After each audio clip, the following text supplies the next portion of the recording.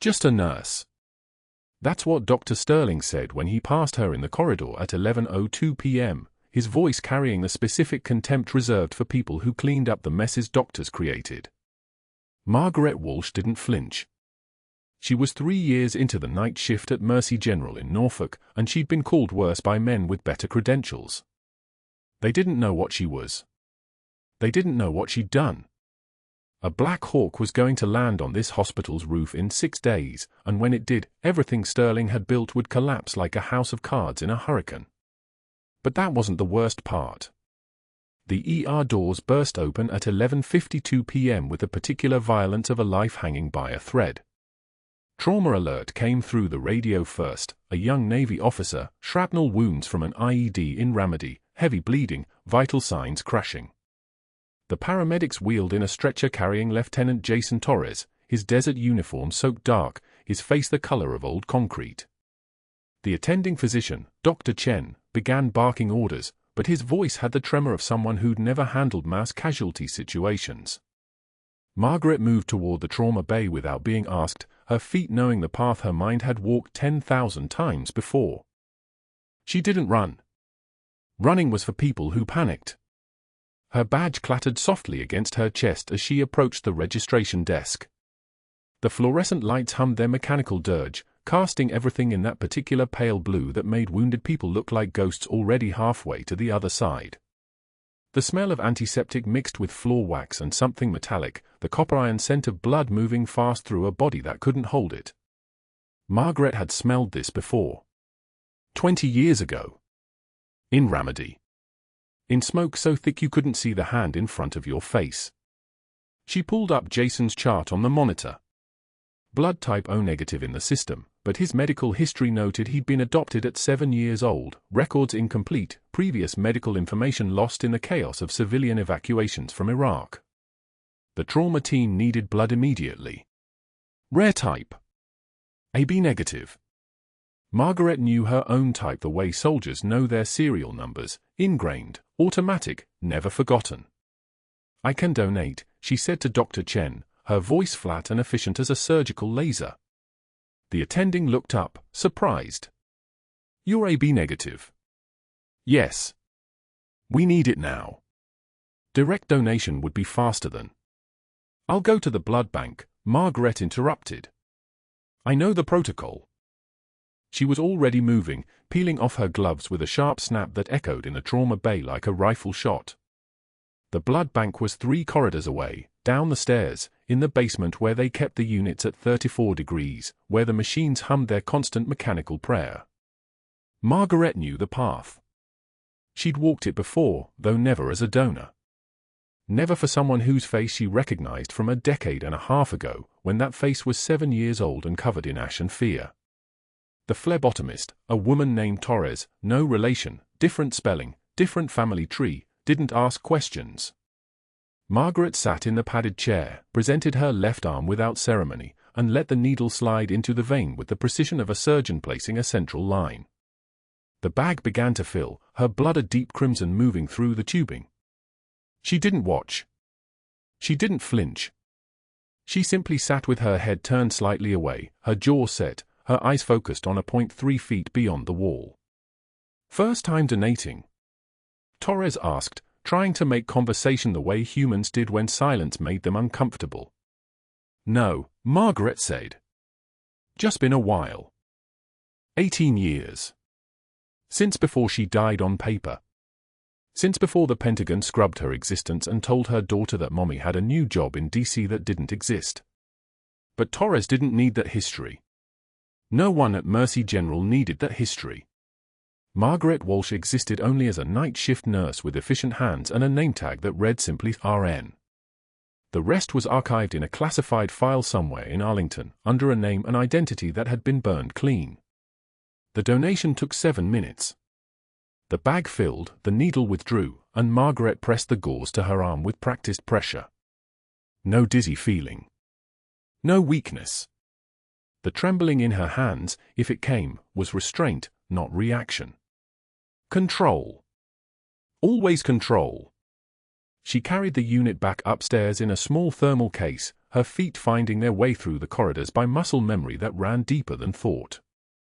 The night shift bustled around her with the particular exhaustion of people who'd chosen to work when the rest of the city slept. Nurses moved between rooms like ghosts in scrubs. The ventilators wheezed their mechanical rhythm in the ICU. Somewhere, a monitor beeped its three-note warning in patterns that meant something was wrong. Jason Torres was in trauma bay too when she delivered the blood.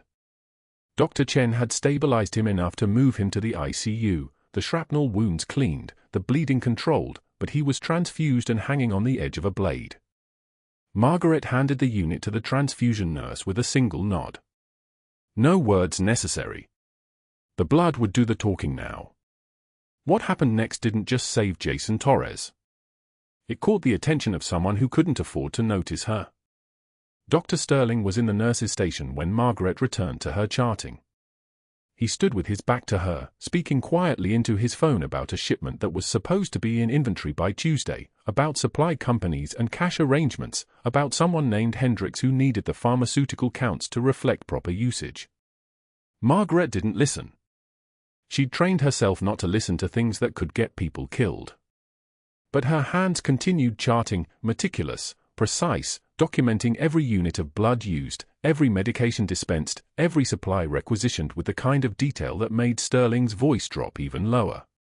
When he turned and saw her, really saw her, his expression shifted. The friendly doctor mask slipped for just a fraction of a second, replaced by something colder. Something that looked like calculation. "Good work in the trauma bay," he said, his tone suggesting the opposite. "Just did my job," Margaret replied, not looking up from the monitor. "Your charting is thorough." There it was. Not a compliment. A warning. Margaret had seen this look before in the eyes of men who had something to hide, who recognized that meticulous observation was the enemy of their secrets. She didn't respond. Silence was often the only safe option when you understood too much. Dr. Sterling lingered for a moment longer, then moved away, his footsteps echoing down the corridor with the measured confidence of someone accustomed to power. Margaret continued typing, her fingers steady, her heart rate unchanged. The chart would be perfect because perfection was the only way she knew how to do anything. It was also the only way to survive. In the ICU, Jason Torres lay in bed 7, the AB-negative blood working its chemistry in his veins, beginning the slow process of keeping him alive. His family would arrive within the hour. She could hear the hospital operator directing them to the waiting room. A mother's panicked voice. A father's steady questions about which floor, which room, how serious. The particular terror of people whose lives had suddenly narrowed to the space between hope and catastrophe. Margaret checked his monitors one final time before her shift ended. BP 94/58 and holding steady. Heart rate 89, dropping closer to normal. Oxygen saturation climbing back toward the high 80s. Stable. For now. She changed out of her scrubs in the locker room, moving with the economical efficiency that came from 18 years of military discipline and 3 years of careful civilian practice. Her street clothes were simple, dark jeans, a gray sweater, nothing that would draw attention. She wrapped her locker more carefully, ensuring that the cloth-covered object at the bottom remained hidden. Combat boots. Tan leather, worn at the heels, the laces still coated with dust from remedy that she'd never completely cleaned because some things deserve to stay as reminders. A lieutenant's blood on her hands and her veins, and she'd never told him that she was the one who'd pulled him from burning wreckage when his childhood ended. The rain started as she walked to her car, hammering the parking lot like applause for something she'd never get credit for doing. Margaret didn't run. She simply walked, letting the water stream down her face, mixing with the exhaustion that was finally starting to catch up with her. In his office on the 3rd floor, Dr. Sterling sat at his desk and opened his secure email. The subject line read, "Inventory audit scheduled for Friday, compliance check." His jaw tightened. He'd been careful, meticulous even, in how he managed the pharmaceutical accounts. But meticulous wasn't enough if someone was looking the right way. Someone like that nurse. Someone whose charting was too perfect, whose observations too sharp, whose silence suggested she was cataloging everything. He picked up his phone and made a call to the HR director. "I need you to pull the personnel file on our night shift nurse," he said quietly. "Margaret Walsh. I want to know everything, background check, references, everything." The person on the other end asked what he was looking for. "Leverage," Sterling said. Then he hung up. Neither of them knew that in 6 days, a helicopter was coming. Neither of them knew that the quiet nurse with efficient hands and hidden boots was the reason federal agents were about to move on Sterling with the precision of a military operation. Neither of them understood that they were standing next to a legend, and that legends have very long memories. 3 days after the blood donation, Dr. Sterling made his move. Jason Torres's parents had driven up from Arizona, 12 relatives crowding the ICU waiting area with coffee cups and anxious energy. His mother, Rosa, sat rigid in a chair that was too small, her purse clutched like a shield. His father, Miguel, paced the corridor in boots that sounded like hammers on tile. They had questions about the shrapnel, the recovery timeline, whether their son would need physical therapy. They had gratitude for the nurses who'd kept their boy alive. They had no idea what was about to happen. Margaret was checking Jason's central line at 8:48 a.m., her movements precise and efficient, when Dr. Sterling's voice cut through the ICU like a blade. He didn't approach quietly. He didn't request privacy. He called from the nurse's station, loud enough for everyone in the waiting area to hear, his words projected with surgical clarity designed to carry weight. "Nurse Walsh. Your unauthorized blood donation violated hospital protocol and endangered this patient. You do not have authority to make transfusion decisions." The room didn't just go quiet. The room forgot how to breathe. Margaret's hand stilled on the fall line. She turned slowly, her face composed, her eyes meeting Sterling's across the 20 feet of ICU corridor. 12 family members watched. 4 nurses paused at their stations. A resident froze mid-documentation.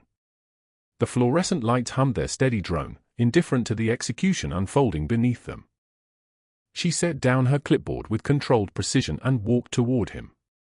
Each step was measured. Each step was deliberate.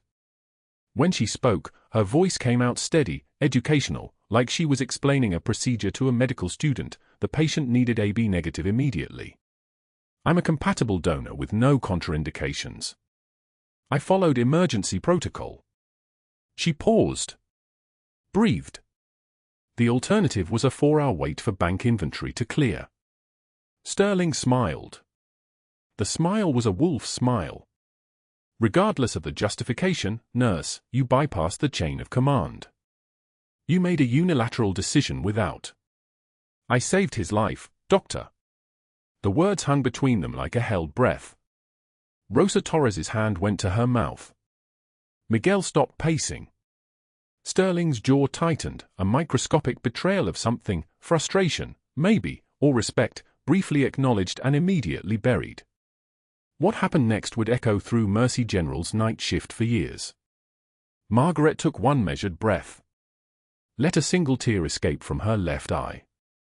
And without breaking eye contact, without flinching, without looking away, she reached up and wiped it away with the back of her hand.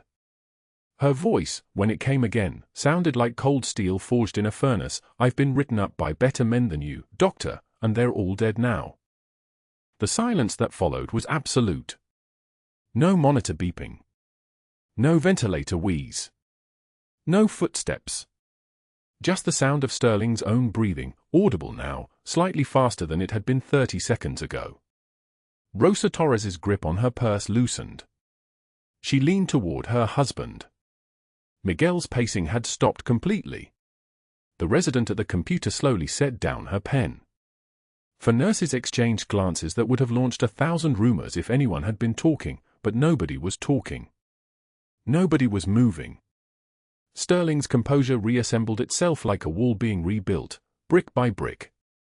This kind of insubordination is exactly why you remain night shift after 3 years, Nurse Walsh.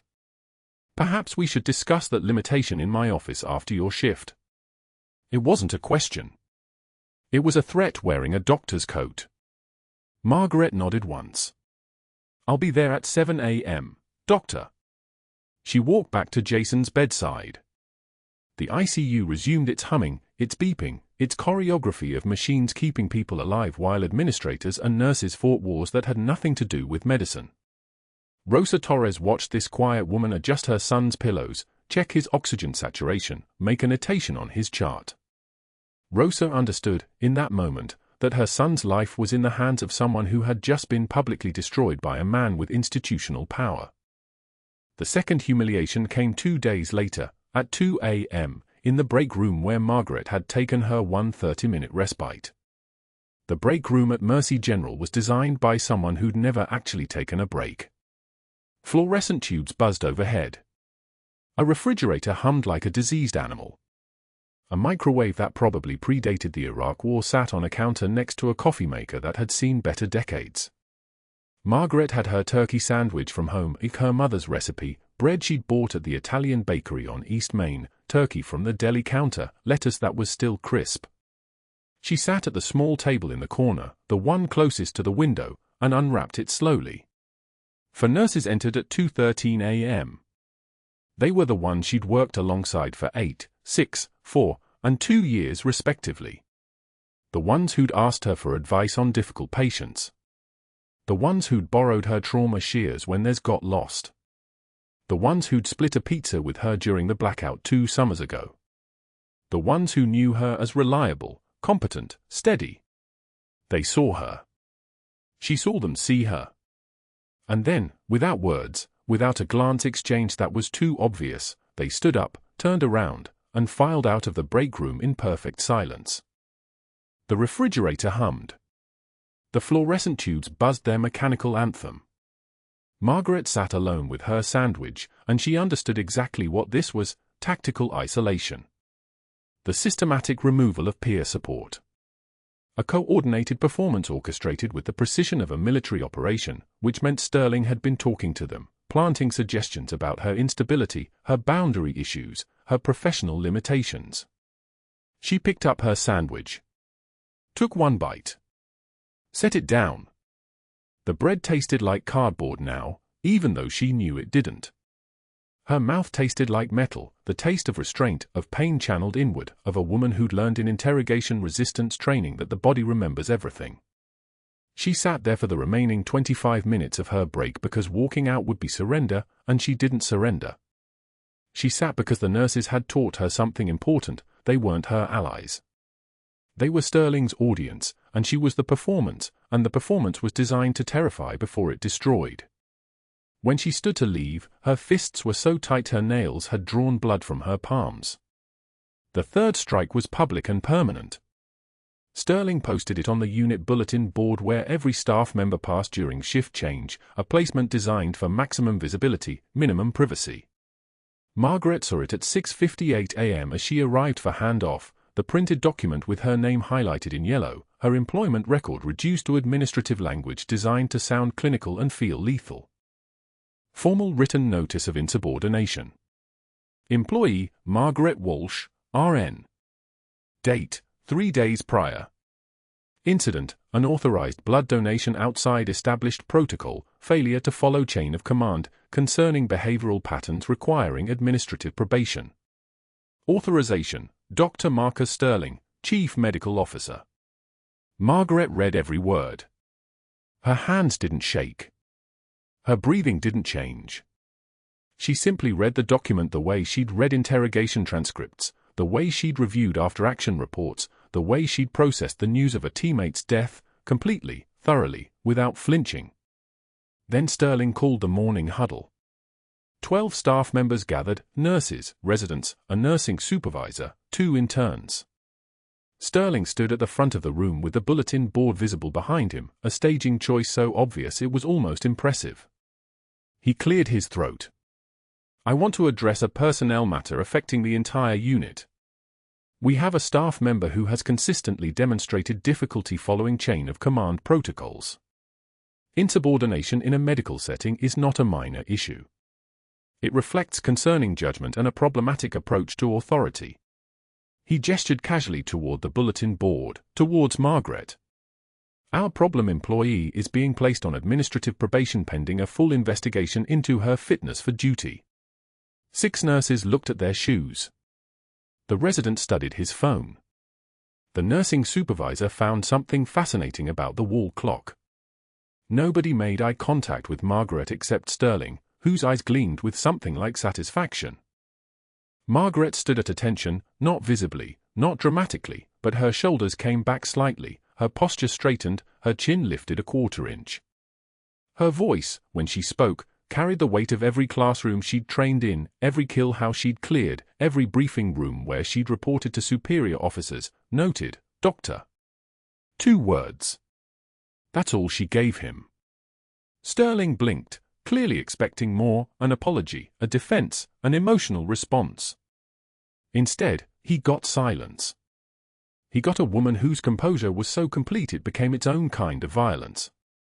He got Margaret Walsh, who had taken fire in Ramadi and kept moving, who had pulled 7 operators out of a burning convoy and kept moving, who had let a single tear fall in front of a waiting room and then walked back to work and kept moving. The huddle dissolved. Staff dispersed to their assignments. But something had shifted. Sterling had thrown his best weapons and Margaret had stood there and let them bounce off her like shrapnel off ceramic plate armor. What happened next would change everything. That night, while Margaret was running through the pharmaceutical cabinet inventory, a routine check she'd been doing for 3 years, careful notation of every vial, every supply, every requisition logged in neat columns, she noticed something that made her hands go very still. 30 vials of fentanyl signed out to procedures that didn't match the surgical schedule. Equipment requisitions for prices triple the wholesale cost. All of it approved by Dr. Sterling with counter-signatures from Patricia Vance in the Chief Financial Officer's office. Margaret's combat training took over before her conscious mind could catch up. She photographed every page. Every invoice. Every discrepancy. Not with emotion, not with anger, with the methodical documentation of someone who understood that evidence was the only currency that mattered. She found the pattern, a medical supply company called Prestige Med Solutions, dummy invoices for standard supplies at inflated rates, consulting fees funneled through Sterling's brother-in-law's company. 18 months of operation. $420,000. And she, quiet Margaret, careful Margaret, the woman everyone had dismissed as just a nurse, was the only person meticulous enough to see it. Sterling had made his calculations about the chess board, had positioned his pieces, had believed that destroying her credibility would protect his empire. He had no idea that the quiet nurse at the night shift was documenting his destruction with the same precision she'd once used to report weapons cache locations to intelligence analysts. He had no idea what was about to walk through those doors. 3 nights. That's all it took for the human body to betray itself in ways that seemed almost personal. Jason Torres lay in the ICU bed on Mercy General's 3rd floor, his monitors painting a picture of slow deterioration that nobody had anticipated, not the surgeons who'd patched his shrapnel wounds, not the cardiologists who'd cleared him for transfer out of critical care, not the attending physician who'd signed off on his stable status that morning. The cardiac tamponade was a complication from a fragment they'd missed, a sliver of metal the size of a pencil lead that had migrated through the myocardial wall and was now collecting blood in the pericardial sac with the patience of a killer with nowhere to be. Margaret knew this the moment she approached his bed at 2:41 a.m. The monitors had begun their conversation, a subtle shift in rhythm, a pressure creeping down in increments that looked small until you added them together and realized you were watching a man suffocate from the inside out. His blood pressure sat at 92/58 when she checked it, falling like a slow-motion descent, and his jugular veins were distended, swollen tight against his neck like he was drowning in his own biology. His eyes were starting to show the glassy quality of a man whose oxygen saturation was dropping faster than anyone wanted to admit. 68, 67. 66, the numbers on the pulse oximeter ticked downward with the inexorability of a countdown to something nobody had prepared for. She paged Dr. Raymond Chen, the attending resident on call, 2 years out of residency, competent with routine cases, entirely unprepared for what was walking toward him in a hospital corridor at 3 in the morning. He arrived at Jason's bedside in wrinkled scrubs, his hands already moving toward the phone clip to his coat belt, his eyes scanning the monitors with the growing realization that this situation had moved beyond the scope of what he could manage with a simple consultation. "We need cardiothoracic," he said, his voice climbing toward panic. "We need them now." His fingers fumbled with his pager, dropping it once, bending to retrieve it with movements that belonged to a man whose nervous system was already halfway out the door. He's too unstable for transport. Even if they could take him to the cath lab right now, he'd code in the elevator. Margaret watched the pressure drop to 78/40 seconds. Watched Jason's chest heave in that strange rhythm of a body starved for oxygen. Watched Chen's hand shake as he reached for another line to call up to the surgeons who were currently sleeping 6 floors above them, probably dreaming about normal complications, uncomplicated cases, pressure readings that made sense. The attending physician was drowning in real time, and the person drowning in the ICU bed was running out of the margin between drowning and death. "No time," Margaret said. Not a question. Not a request. Just a statement delivered in a voice that had spent 20 years learning how to sound authoritative without raising volume, a voice that understood the difference between giving orders and watching people die because the orders never came fast enough. "I can do this." Chen's head snapped up. "You're an RN. That's cardiothoracic scope. We don't even have a cardiologist." Then he dies. Right now. In the next 4 minutes, he's going to code. Margaret was already moving, her hands reaching for the ultrasound probe, muscle memory pulling her toward a procedure she hadn't performed in 20 years, but muscle memory never forgets the important ones. Attending's frozen. "I'm trained." "Your choice, doctor." Chen stepped back. The trembling wasn't fear, though there was plenty of that in his face.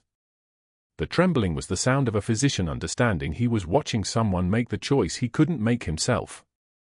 Margaret's hands moved on their own, steadiness flowing through her fingers like this body had been waiting 2 decades for permission to remember who it really was. She didn't need anesthesia. Jason was too far gone to feel it anyway. She found the subxiphoid approach, the spot below the breastbone where the needle would thread between the ribs and the diaphragm, where a margin of error measured in millimeters separated precision from catastrophe. The ultrasound showed the fluid pocket, dark, angry blood accumulated in the pericardial sac, exactly 120 cubic centimeters of blood doing the work that the heart should have been doing, squeezing life out of a man 1 molecule at a time. She pressed the probe against cold skin slick with sweat, identified the sweet spot where the needle would go. Her hands were steady as a surgical laser, moving with the terrifying fluid precision of someone who'd done battlefield medicine in the back of Hums while rounds came through the canvas roof. She inserted the 18-gauge needle. Felt the resistance change as the tip pierced the pericardial membrane. Felt the yield when pressure released, blood flowing backward through the syringe with the hiss of air escaping a pressurized system. The monitors didn't change immediately. The body's response to restoration was never theatrical. But blood pressure began its climb, 78. 82, 87. The oxygen saturation rose with the steadiness of a climbing curve, or 67. 71, 76. She drew back the plunger slowly, carefully, pulling the tamponade out of the sac, watching the monitors respond like she was playing an instrument that only she could hear properly. By the time she'd withdrawn 120 cubic centimeters of bloody fluid, Jason's blood pressure was 94/56 and holding. His oxygen saturation hit 89. The monitors found their rhythm, sinus rhythm, steady and strong, the electrical pattern of a heart that could breathe again. Jason gasped awake, his eyes opening with the wild shock of someone surfacing from drowning. He wasn't dead. He should have been dead, but the quiet nurse who wasn't supposed to perform procedures for cardiologists had just prevented that outcome with the kind of precision that took decades to build and seconds to execute. Chen stared at her. The phone was still in his hand, untouched. "Call him," Margaret said, her voice dropping back to the deferential register of the night shift nurse. "Call Dr. Sterling. Tell him what happened." She was already moving the ultrasound machine away, her hands restoring order to the chaos of the emergency, her composure settling back into place like pulling a mask back over a face that had shown itself for exactly 90 seconds. "It's protocol." Chen made the call from the hallway. Margaret knew the exact moment Sterling answered because she heard Chen's voice change, caught the rising inflection of a resident explaining to an attending that something unusual had occurred, something that existed in a gray area between protocol and outcome, between scope and necessity, between saving a life and violating a hierarchy that Sterling had spent weeks reinforcing. Sterling would already be calculating. Sterling would already be understanding that Margaret Walsh had just become an even larger liability than she'd been before. She arrived at the ICU 47 minutes later, moving through the corridors at a speed that belonged to a man who'd spent the night calculating angles of attack. She didn't arrive alone. Behind her came Harold Brennan, the hospital board chairman, a man whose son had gotten drunk behind the wheel of a Range Rover 2 years ago and walked away from the accident because Sterling had a friend in the district attorney's office. Beside him moved Catherine Pierce, whose husband had donated $3.2 million to the hospital foundation specifically to construct the Pierce cardiology wing, and whose husband Sterling had personally ensured received favorable treatment from the cardiac surgeons after his MI. Behind all of them came Gerald Hoffman, an investigator from the Virginia Board of Medicine, a man with the bearing of someone who'd spent a career evaluating complaints against healthcare professionals, a man who'd forgotten, or perhaps been reminded, that Sterling had helped bury a malpractice suit that would have ended Hoffman's consulting contract. Sterling was holding a file folder. Margaret could see it from across the ICU, thick, substantial, the kind of documentation that said he'd spent the last 3 nights assembling something. As she stood by Jason's bedside, checking his vitals, ensuring the IV was secure, performing the mundane tasks of the night shift nurse, she watched Sterling lay out the contents of that folder like a prosecutor presenting a case. Incident reports. Forged statements from nurses who claimed Margaret had accessed controlled substances outside her assigned patient roster. A fabricated account of her confronting another staff member in a tone that could be characterized as threatening. Witness accounts, all coordinated, all written in the kind of professional language that gave false documentation the sheen of institutional truth. The folder was a masterwork of preparation, the kind of organization that suggested Sterling had spent weeks cultivating these pieces, assembling them into a narrative that would hold together just long enough to end her career before the truth could be verified. Senior Chief, Sterling said, and Margaret's entire body went still at the title, the military rank, used in the hospital corridors, witnessed by board members and state investigators, a verbal grenade that had just exposed something he shouldn't have known. He caught his mistake immediately, his expression flickering through confusion, then recovery, then absolute understanding that he'd revealed something critical. His voice shifted, "Ms. Walsh. You performed a procedure tonight that was entirely outside your scope of practice. A pericardiocentesis. Cardiac medicine. That's not your field." Margaret didn't move. The room was silent except for Jason's monitors, steady, strong, the rhythm of a man who'd been pulled back from a ledge. She'd made the same decision 1,000 times in a war that everyone had forgotten she'd fought. You save the life in front of you and you accept the consequences of that choice, because the alternative is watching someone die while protocol protects itself. "I'm aware," Margaret said quietly. But Sterling was already turning to Hoffman, was already opening his hands in the gesture of a man presenting irrefutable evidence, was already delivering the beginning of the trajectory that would take her out of this hospital, out of her daughter's financial security, out of the identity she'd spent 2 decades constructing. He had no idea. He had absolutely no idea who he was standing next to, what she'd survived, what she'd already endured, what happened when you cornered someone who'd spent 20 years learning how to live with nothing. Dr. Sterling's voice cut through the ICU like a surgical blade, calibrated for maximum precision and maximum cruelty.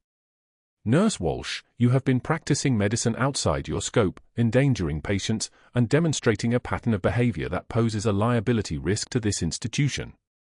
Your employment is terminated effective immediately."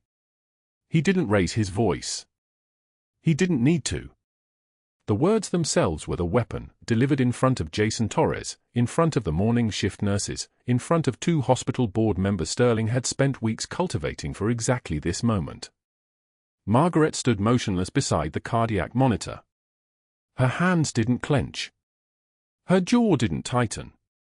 She simply turned, looked Sterling directly in the eye for 3 seconds, and then walked toward the elevator without responding.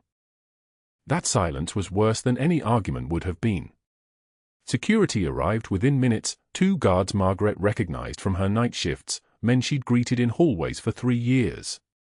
Their eyes wouldn't meet hers as they escorted her from the unit. One of them, E. Martinez, his name tag read, carried a cardboard box that held her personal belongings, 2 lunch containers with Emma's drawings on the bottom, a framed photo of her daughter at age 7 holding a goldfish at the county fair, 3 pairs of compression socks, a stethoscope she'd bought herself because the hospital-issued ones always lasted only 2 months. The cardboard box was notably missing one item. Her combat boots, the ones with the scuffed leather and the careful stitching, the ones with the miles embedded in their soles from deserts Margaret hadn't set foot in for 20 years, had already vanished from her locker. Sterling's doing. Leverage for later, she understood immediately. Evidence to destroy. The walk through the ER bay took exactly 47 seconds. Margaret counted each step. The fluorescent ceiling panels cast everything in white-blue light that made the morning shift nurses look like ghosts. As she passed the main station, 12 pairs of eyes looked away simultaneously. Patricia, who'd traded shifts with her for 4 months to cover school expenses. Dr. Chen, who'd watched her save Jason's life with steady hands while his own froze. Sandra Kim, the head nurse, who'd been kind to her on countless nights. All of them watched, and none of them spoke. The silence was complete. The only sound was the squeak of Martinez's utility belt and the soft thud of the cardboard box being set down near the ambulance bay doors. "You can go," Margaret said quietly. She meant it as permission, not dismissal. Martinez nodded and walked back inside without looking back. The cardboard box sat on the concrete. Rain had started falling sometime in the last hour, a light rain, the kind that comes off the Atlantic with salt in it. Margaret picked up the box, felt its inadequate weight, and drove home in the silver Honda Civic that was financed through a loan she could no longer afford. The drive from Norfolk General to the small house on Maple Street took 23 minutes. She pulled into the driveway at 0815 hours, which meant Emma was still at school, which meant Margaret had the house to herself, which meant she could sit at the kitchen table with bills and termination papers and allow herself to feel the full weight of catastrophe. By morning, it was worse. Much worse. Sterling's network activated like a muscle he'd been strengthening for weeks. At 0630, he called Richmond Medical Center where Margaret had applied for per diem work 3 weeks earlier. His voice was smooth, apologetic, deeply concerned. "I'm calling as a professional courtesy regarding a candidate you're considering. Margaret Walsh. I hate to be the bearer of difficult news, but we've had to terminate her employment due to concerning behavioral patterns, ongoing investigations into possible substance issues, nothing confirmed, you understand, but the signs are there. Hospital liability. I wouldn't feel right if you didn't know." By 0800, he'd contacted Piedmont General with a similar message. By 1000, Eastern Virginia Medical. By noon, St. Mary's in Virginia Beach. Then he called her nursing school references. The calls were masterpieces of implication and insinuation. "Hello, Dr. Patterson? This is Dr. Marcus Sterling from Mercy General. I'm conducting a professional reference check on a former employee, Margaret Walsh. You taught her in the RN program about 12 years ago. I wonder if you ever noticed during her coursework any signs of instability, psychological difficulty, perhaps indicators that she might not have been entirely suitable for clinical nursing." Dr. Patterson, who'd given Margaret an A- and written her a glowing letter of recommendation, was now hearing a question that made her pause. The pause itself was the infection. Doubt planted. That question repeated across 3 separate calls meant that by the end of the day, Margaret's professional reputation in the medical community had been systematically poisoned. The State Nursing Board email came at 1630 hours. It was signed by Dr. Sterling, copied to the hospital's legal counsel, and crafted with the precision of someone who understood exactly how to trigger an investigation without stating anything explicitly false. Pursuant to our facility's obligation to report concerning clinical practice patterns, we are formally requesting that the Virginia Board of Nursing consider a review of registered nurse Margaret Walsh's license for potential patient safety concerns stemming from unauthorized Independent medical judgment during critical care situations. Investigation ongoing. Investigation ongoing. Those three words would now follow her name through every state system, every employer database, every background check. What Sterling didn't know, what he could never know, was that Margaret Walsh didn't exist. She had discovered this terrible truth on day 3 after her termination, sitting in a small law office in downtown Norfolk with a veteran services attorney named Michael Chen, who treated her with the kind of careful gentleness usually reserved for patients with terminal diagnoses. Your birth certificate is registered as Margaret Catherine Walsh, born 1981, he'd explained, pushing a file across the desk. Your nursing license is registered under that name. But Senior Chief Petty Officer Margaret Walsh was officially discharged in 2003 after Operation Remedy Clean, a Special Operations Command action that has been classified at TSSCI compartmented levels by federal order. Your military records were sealed. Your service was erased. The Pentagon issued you a new Social Security number, a civilian identity, and explicit instructions: never surface as a military asset, never claim your service, never acknowledge what you did or who you were. If you try to defend yourself using your classified service record, you violate the Espionage Act. If you speak publicly about Remedy, you trigger federal charges. If you attempt to access your own military records for this harassment case, you notify your handlers that you've blown your cover. Michael had looked at her with an expression that held both pity and admiration. You're legally dead, Margaret. You have no witnesses because everyone who served with you is bound by classification. You have no documentation because it's classified. Your medals don't exist in any system that can defend you. You're a phantom, and you're being attacked by a man who has every institutional lever of power at his disposal. I can't help you. The implication was clear: she was untouchable but also undefendable. Invisible and yet completely exposed.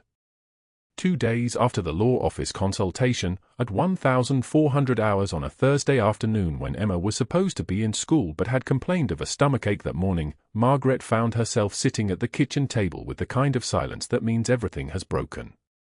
The mortgage statement showed 2 months behind. The termination letter, stamped with legal review, explained that no severance was being offered due to the serious nature of the violations. 3 hospital rejection emails, all using phrases like previous employment concerns and the behavioral flags. The laptop showed 43 job applications submitted across Virginia, North Carolina, and South Carolina, with 0 interviews scheduled. 0 callbacks. Just silence and the sound of professional doors closing one by one. Emma's footsteps sounded different when she came home that day. A child's footsteps usually have rhythm, the careless percussion of someone who believes the world is safe and ordered. Emma stopped just inside the kitchen doorway. Margaret knew what her daughter was seeing: her mother at the kitchen table at 2 in the afternoon, surrounded by papers, her shoulders doing that thing they did when the weight became visible. And Margaret knew the moment her daughter understood something fundamental about the world, that the person you believe is unbreakable can break. "Mommy, why are you home?" Emma's voice was small, the kind of small that meant she was already searching for explanations that wouldn't require her to redefine what safety meant. Margaret couldn't tell her that Senior Chief Petty Officer Margaret Catherine Walsh had been ordered to die on paper in 2003. She couldn't explain that medals she'd earned, 3 Navy Crosses, 2 Bronze Stars with Valor, a Purple Heart with Cluster, didn't legally exist. She couldn't say that she'd saved a man who would become the Secretary of Defense, that she'd pulled operators out of Remedy under fire, that she'd been classified into non-existence by the same government that now had no obligation to protect her. She couldn't tell Emma that her mother was trapped in a legal cage of her own making, bound by classification agreements that prevented her from defending herself against lies. So Margaret did what she'd done for 20 years, she lied. "Just some trouble at work, baby. We'll figure it out." She pulled Emma into her arms, and for the first time in her daughter's memory, Emma felt her mother trembling, not from fear, but from the terrible restraint of someone who wanted to scream but had learned long ago that screaming solved nothing. The rotor wash shook the windows on the 4th floor. That's how they knew before they saw it. the Black Hawk descending through Norfolk's grey afternoon with the precision of a surgical instrument, its nose tilted slightly down, its landing skids touching the helipad with a gentleness that belied its lethal purpose. 2 Navy officers in dress whites emerged from the stairwell not 5 minutes later, their uniforms crisp as fresh linen, their bearing the kind that made orderlies step aside without being asked. They moved through the corridors asking every nurse they passed the same question, their voices carrying the weight of command even when phrased politely. Senior Chief Walsh. Call sign Reaper. Anyone here know where we find her? The ICU went quiet. That particular silence, the kind where even the ventilators seemed to pause, was the first sign that something fundamental had shifted. Dr. Chen stepped forward, his face pale. He opened his mouth, closed it.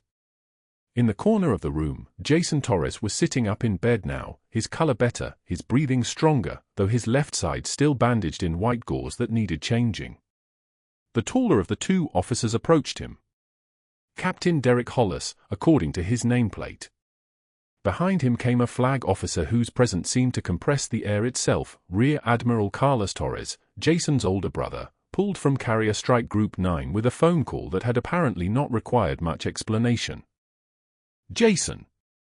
The Admiral's voice sounded like a tank idling in a garage, powerful, controlled, running at a frequency that rattled things in your chest. You told me your medic 20 years ago pulled you out of a burning Humvee in Ramadi. 7-year-old civilian contractor's kid caught in crossfire. Jason's eyes widened. His hand reached for the oxygen cannula at his nose, then stopped. Sir, That medic saved my life again, 3 days ago. In this hospital. Cardiac tamponade. Pericardiocentesis. 1 minute you're crashing, next minute you're breathing. The Admiral's jaw moved like he was working through something. Pulled me out of fire 20 years ago. Pulled me back from the edge of death 3 days ago. Same hands. Her name, Captain Hollis said quietly. We need to understand where Margaret Walsh is right now. The head nurse's hands trembled as she pulled the personnel file. Her name was Sandra Kim, and she'd worked the ICU since Margaret's first night shift 18 months ago. She'd watched Margaret move through chaos with the kind of calm that came from having survived something most people couldn't imagine. The file had been sealed until this moment, nobody quite knew why, and nobody had thought to ask. Sandra opened it with the kind of reverence usually reserved for scripture. The silence that followed lasted exactly 3 seconds. Then she began to read aloud, her voice breaking on every other word. DDL 214. 3 Navy Crosses. 2 Bronze Stars with Valor. Purple Heart with Cluster. 18 years Naval Special Warfare Group, Medical Operations. Call sign, Reaper. Security clearance designation no form. Service record indicates. Sandra stopped. Her eyes moved to the Admiral. Sir, this says she took shrapnel meant for me. A man in the doorway spoke. His uniform bore the insignia of a SEAL team commander, his face weathered in a way that suggested he'd seen the kind of things that most people only had nightmares about. I was the target in Ramadi. IED went off at 0300 hours. She was running point. Shrapnel went through her left shoulder and upper back. Could have killed her, and she knew it. Kept moving anyway. His voice dropped.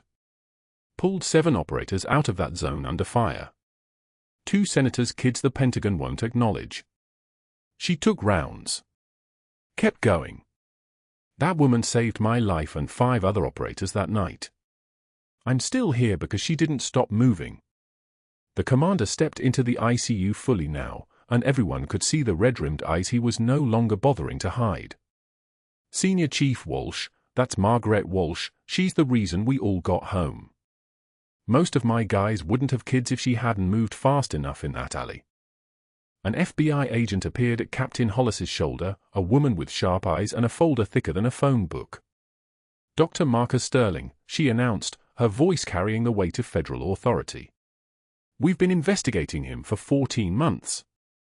Embezzlement from Prestige Med Solutions, approximately $470,000 in unauthorized pharmaceutical orders, kickback arrangements documented through email and wire transfer. When he attempted to forge Margaret Walsh's personnel records to cover the firing he orchestrated, that triggered a Department of Defense security flag. We have federal charges: conspiracy, fraud, endangerment, falsification of medical records. The doors to the ICU opened and 2 federal agents entered with the kind of purposeful movement that meant they were about to arrest someone. Dr. Sterling came around the corner at that exact moment, still in his white coat, still holding the bearing of a man who thought authority was something you wore rather than something you earned. The first agent said his name and his rights, and Sterling's face went the color of old newsprint. The handcuffs went on with a soft click that sounded like the closing of a door nobody could reopen. "That's not possible," Sterling whispered as they walked him past his own ICU, past the staff who watched in stunned silence, past Jason Torres who was sitting up straight now, watching the man who tried to destroy the woman who saved him led away like a criminal. Which he was.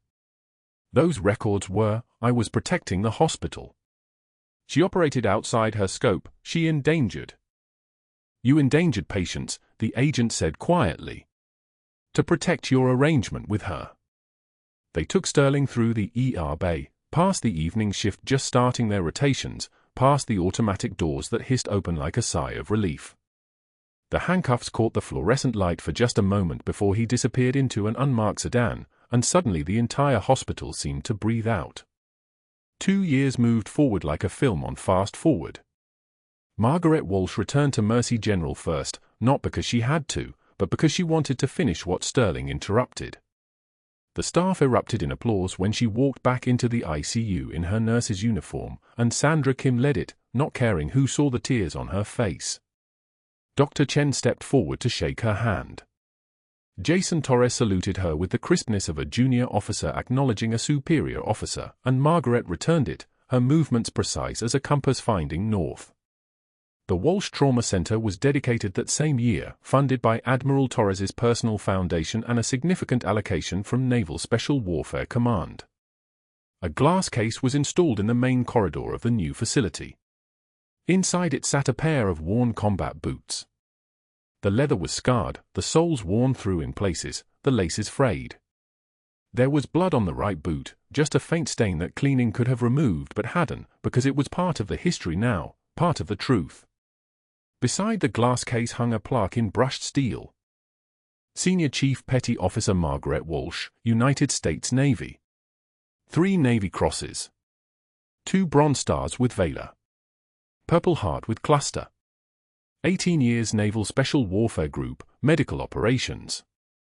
In recognition of extraordinary heroism in combat and continued dedicated service to those who serve. Call sign, Reaper.